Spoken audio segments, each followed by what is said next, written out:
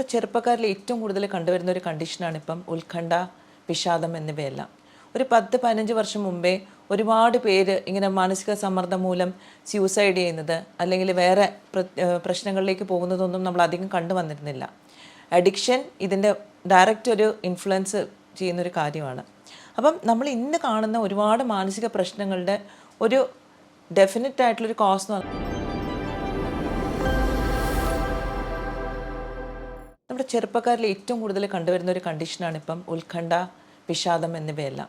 ഒരു 10-15 വർഷം മുമ്പേ ഒരുപാട് പേര് ഇങ്ങനെ മാനസിക സമ്മർദ്ദം മൂലം സ്യൂസൈഡ് ചെയ്യുന്നത് അല്ലെങ്കിൽ വേറെ പ്രശ്നങ്ങളിലേക്ക് പോകുന്നതൊന്നും നമ്മൾ അധികം കണ്ടുവന്നിരുന്നില്ല. അഡിക്ഷൻ ഇതിൻ്റെ ഡയറക്റ്റ് ഒരു ഇൻഫ്ലുവൻസ് ചെയ്യുന്നൊരു കാര്യമാണ്.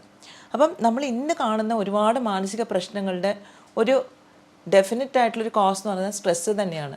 പക്ഷേ സ്ട്രെസ് എന്ന് പറഞ്ഞാൽ നമ്മുടെ ജീവിതത്തിലെ പ്രതിസന്ധികൾ നമ്മൾ നേരിട്ടേ പറ്റുള്ളൂ.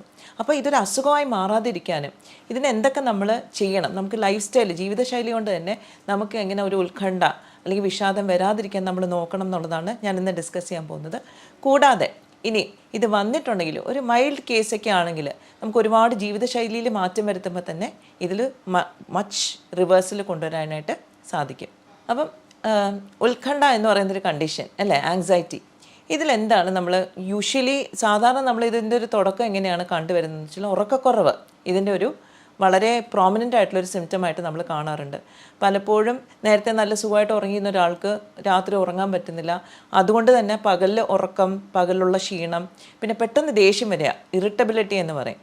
അപ്പം ചെറിയ കാര്യങ്ങൾക്ക് ദേഷ്യപ്പെടുന്ന, അങ്ങനെ ഒട്ടും നമ്മുടെ സിമ്പിൾ കാര്യങ്ങൾ ടോളറേറ്റ് ചെയ്യാൻ പറ്റുന്നില്ല ഉണ്ടെങ്കിൽ ഡെഫിനറ്റായിട്ട് അത് ഉത്കണ്ഠേണ്ട ഒരു സിംറ്റമായിട്ട് നമുക്ക് കണക്കാക്കാം.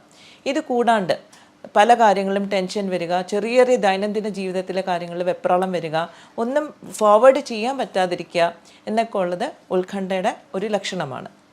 ഇത് കൂടാണ്ട് ഉത്കണ്ഠ ഉള്ള ഒരാൾക്ക് ചിലപ്പോൾ വിഷാദവും ഉണ്ടാകാം. കാരണം നമുക്ക് തന്നെ അറിയാം, നമുക്ക് ചില കാര്യങ്ങൾ നമ്മൾ ചെയ്യണമെന്ന് വിചാരിച്ചിട്ട് നമുക്ക് ചെയ്യാൻ പറ്റാതിരിക്കുക.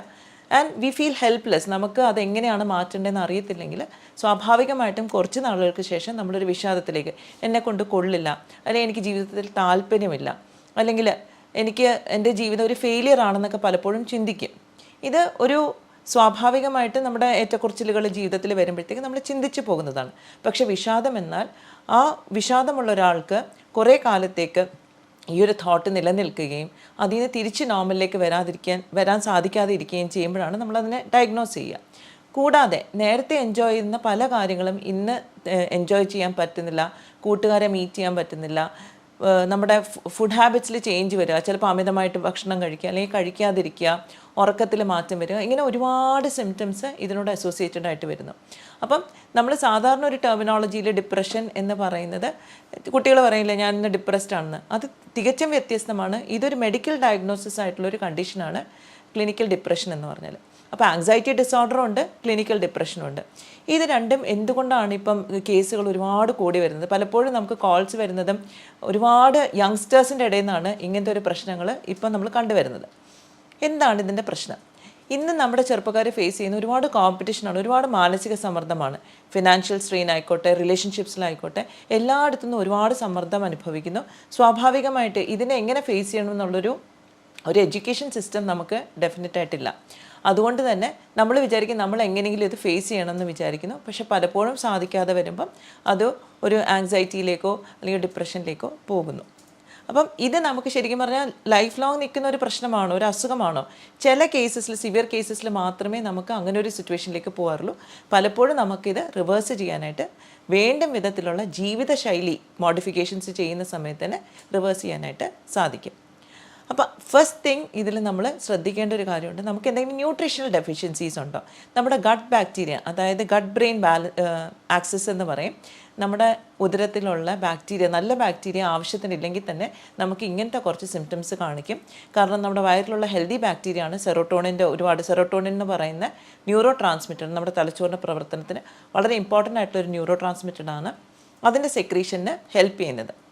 അപ്പം സെറോട്ടോണിൻ്റെ അളവ് കുറഞ്ഞാലും നമുക്ക് ഇതുപോലെ ഡിപ്രഷനൊക്കെ ഫീൽ ചെയ്യും. അപ്പം സ്വാഭാവികമായിട്ടും നമ്മുടെ ഹെൽത്തി ഗട്ട് ബാക്ടീരിയ ആണെന്ന് നമ്മൾ ഉറപ്പ് വരുത്തണം. അതിന് നമ്മൾ ഭക്ഷണത്തിൽ പ്രോബയോട്ടിക്സ് ആഡ് ചെയ്യണം. പ്രത്യേകിച്ച് നമുക്ക് ഈസിലി അവൈലബിൾ ആയിട്ടുള്ളൊരു പ്രോബയോട്ടിക് ഡെഫിനറ്റ്ലി നമ്മുടെ പച്ചമോരാണ്. ഇനി ചില ആൾക്കാർക്കെങ്കിലും പച്ചമോര് കുടിക്കാൻ പറ്റുന്നില്ല, അല്ലെങ്കിൽ അത് നമുക്ക് പ്രശ്നം ഉണ്ടാക്കുന്നുണ്ടെങ്കിൽ ഡെഫിനറ്റായിട്ട് നമുക്കൊരു പ്രോബയോട്ടിക് ആയിട്ടുള്ളൊരു സപ്ലിമെൻറ്റ് തന്നെ എടുക്കേണ്ടി വരും.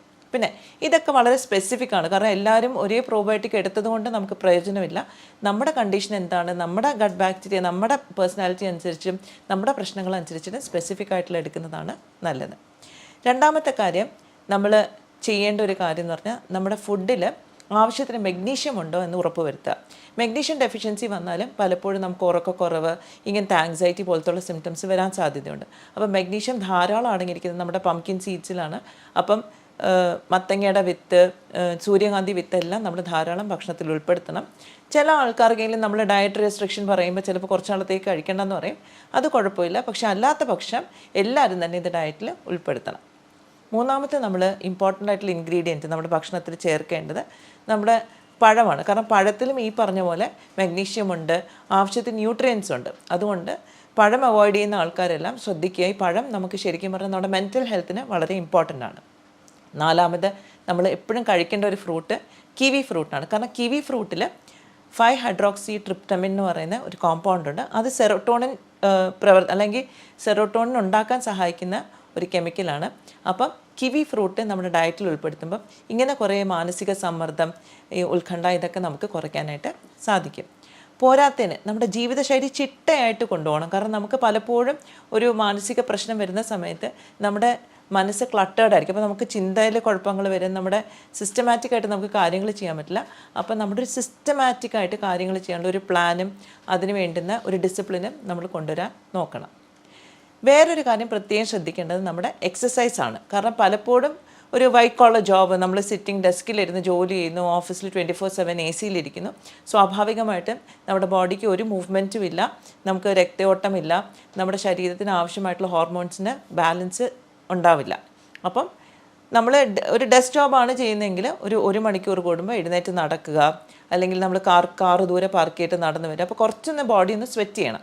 അതിന് എക്സ്റ്റെൻസീവായിട്ട് ജിമ്മിൽ പോയി എക്സസൈസ് ചെയ്യണം എന്നല്ല, സിമ്പിൾ വാക്കിംഗ് തുടങ്ങി സ്വിമ്മിങ്, ജോഗിങ്, അത് കൂടാണ്ട് യോഗ പോലത്തുള്ള പ്രാക്ടീസസ് നമുക്ക് ലൈഫ് സ്റ്റൈലിൽ ഉൾപ്പെടുത്താം. ഇനി ഇതിനും അഡീഷണലായിട്ട് നമുക്ക് ചെയ്യാൻ പറ്റുന്ന കുറച്ച് എക്സസൈസസ് ആണ് തൈച്ചി, കാലിസ്തനിക്സ്. ഇതെല്ലാം നമ്മുടെ ശരിക്കും പറഞ്ഞാൽ മാനസിക ആയിട്ടുള്ള എന്താ പറയുന്നത് ബിഹേവിയറൽ ചേഞ്ചസ് കൊണ്ടുവരാനും ഒരു ബാലൻസ് കൊണ്ടുവരാനും നമ്മളെ ഹെൽപ്പ് ചെയ്യും. ഇതിൻ്റെ അഡീഷണലി നമ്മൾ സോഷ്യലി നല്ല ആക്റ്റീവായിട്ടിരിക്കുക. കാരണം നമ്മുടെ ഫ്രണ്ട്സ്, നമ്മുടെ ഫാമിലി, നമ്മുടെ സപ്പോർട്ട് സിസ്റ്റം നമുക്ക് വളരെ ഇമ്പോർട്ടൻ്റ് ആണ്. അപ്പം പലപ്പോഴും ഒരു ഉത്കണ്ഠ ഉള്ളപ്പോഴും നമ്മൾ വിഷാദം ഉള്ളപ്പോൾ നമ്മൾ സോഷ്യലി ഐസൊലേറ്റഡ് ആവും, നമ്മൾ നമ്മുടെ ഒരു ഗ്രൂപ്പിൽ നിന്ന് നമ്മൾ മാറിപ്പോവും, നമ്മൾ വിഡ്രോ ചെയ്യും. അപ്പോൾ തീർച്ചയായിട്ടും അത് ചെയ്യരുത്. ഇത് ആരെയും കുറ്റം കൊണ്ടോ തെറ്റുകൊണ്ടോ വരുന്ന ഒരു പ്രശ്നമല്ല, ഇതൊരു ഡിസോർഡറാണ്, ഒരു ഇംബാലൻസ് ആണ്. ആ ഇംബാലൻസിനെ കറക്റ്റ് ചെയ്താൽ തന്നെ നമുക്ക് ഇതെല്ലാം കംപ്ലീറ്റ് ആയിട്ട് പരിഹരിക്കാൻ പറ്റുന്ന കണ്ടീഷൻസാണ്. അപ്പോൾ തീർച്ചയായിട്ടും ഈ കുറച്ച് ചേഞ്ചസ് എങ്കിലും ജീവിതശൈലിയിൽ കൊണ്ടുവരുമ്പോൾ നമുക്ക് ഇതെല്ലാം അവോയ്ഡ് ചെയ്യാൻ പറ്റും. ഇനി കൂടുതൽ എന്തെങ്കിലും സംശയങ്ങളുണ്ടെങ്കിൽ താഴെ തന്നിരിക്കുന്ന നമ്പറിൽ കോൺടാക്റ്റ് ചെയ്യുക. Thank you.